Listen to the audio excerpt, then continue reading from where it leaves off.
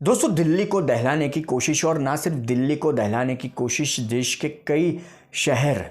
जो अखबारों के माध्यम से देखा जा सकता है या सोशल मीडिया पर, टीवी मीडिया पर देखा जा सकता है कि कई और शहर भी इन लोगों के निशाने पर थे, जो लोग पकड़े गए हैं, जो आतंकी पकड़े गए हैं आरडीएक्स के मामले में, फलाना ढिमका जो भी हैं, जो खबरें सामने आ रही है। पर मेरा ये मानना है, मुझे कहीं ना कहीं कुछ और चीज़ें भी दिमाग में आ रही है। जब से दिल्ली में ये ब्लास्ट हुआ, खबर सामने आई कि हमारे देश में, मैं नाम नहीं लूँगा, जो समझदार है, जो जानकार है, वो समझ जाएंगे कि पिछले कुछ दिनों से हमारे देश में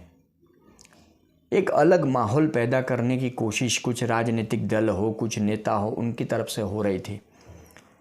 देश को तोड़ने की कोशिश, देश को आग में धकेलने की कोशिश, जेएनजी के नाम पर, ये फलाना ढिमका, बहुत सारी बातें। आप समझदार हैं, आप समझ गए होंगे मैं किन लोगों की बात कर रहा हूँ,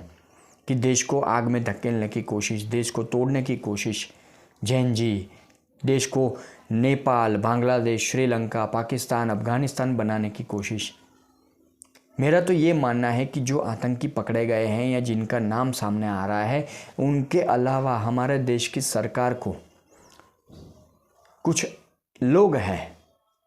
सरकार भी अच्छी तरह जान रही है मैं किन लोगों की बात कर रहा हूँ, या आप भी समझ रहे हैं मैं किन लोगों की बात कर रहा हूँ, उनके ऊपर भी एक इंक्वायरी करनी चाहिए,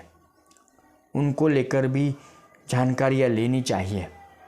क्योंकि कनेक्शन कहीं से भी निकल सकता है, कुछ भी हो सकता है। क्योंकि अब हमारे देश में कुछ राजनीतिक दल ऐसे हैं, कुछ राजनेता ऐसे हैं, कुछ नेता ऐसे हैं जो सत्ता की लालच में, मोदी सरकार के विरोध में, मोदी को सत्ता से हटाने के लिए कुछ भी कर सकते हैं।